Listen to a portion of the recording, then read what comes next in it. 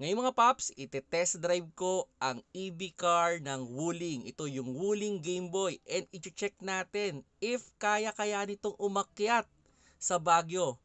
Positive side about this car, kayang tumakbo ng 300 km in a single charge. Sabi nga ni Pops Alan, kahit maghapon at sunod-sunod ang test drive dito sa MOA, kayang-kaya in a single charge. In terms of performance of Game Boy, panalo ang acceleration, walang hesitation sa acceleration. Pag inapakan mo ang pedal, siguradong aarangkada talaga.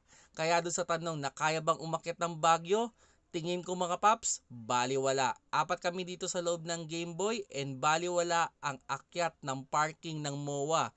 Smooth na smooth ang arangkada kahit sa paahon. Ideal itong huling Game Boy pampasok sa office or panghatid sa school ng mga bata dahil electric car, exempted sa coding and nothing to worry about comfort. Maluwag at malakas ang aircon, then napakadali ding i-park.